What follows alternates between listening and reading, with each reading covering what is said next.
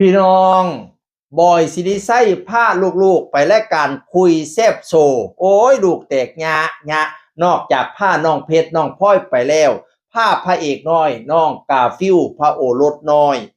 ผ้าน้องแพรว่าไปพร้อมผ้าน้องโฟกศิลปินน้องไม่ใจเกินร้อยไปพร้อมพี่น้องเอ๋ยโลยจะเป็นเราหักเด็กน้อยอุปถัมภ์เด็กน้อยนอกจากว่าน้องทั้งหาคนนี่เราบอกว่าศิลปินในสังกัดเราน่ะ300 คนย่ำปิดฤดูกาลบางฤดูปิดฤดูกาลน่ะ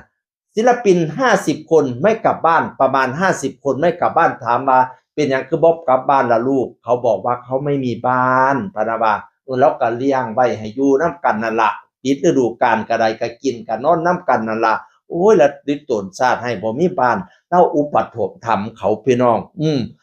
นอกจากนี้ก็นี่ละน้องเพชรน้องพลอยแล้วก็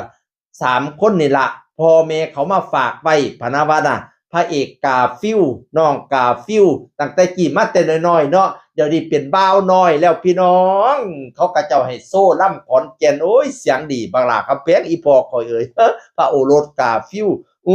มีแม่ฮักมาเปโลดเป็นคันพุ่นบ่แม่นธรรมดาขับบ่ทันเป็นแต่แม่ฮักนั่นซื้อรถให้แล้วโอ้ยโพดโพบักโมบักแต่งมาเสน่ห์แห่งคักแท้แล้วก็ลูกสาวน้องแพรว่าโอ้ยลำขอนแก่นมวนอีหล่าแพรว่าก็ได้แก้มอุตุเป็นตาฮักเป็นตาแพงเป็นตาแย่งเป็นตาเบิงลูกสาวพ่อบอยน้องกาฟิวน้องแพรว่าเนาะไปนำกันนะแล้วก็น้องไม่ล่าสุดลูกไส้ไม่ล่าสุดน้องโฟกอุ้ยรูปรอนี่ก็ได้เสียงดีแก้วเสียงดีคุณแม่เป็นพยาบาลนะคุณพ่ออาชีพอิสระบ่แม่นธรรมดาน้องโฟกนี่นะฐานะทั้งครอบครัวดีเติบบ่ต่อไปแต่มีใจฮักหมอลำปิดเทอมก็เลยพากันมาขึ้นน้ำใจเกินร้อยพี่น้องเอ๋ยน้องโฟกก็โซ่แพง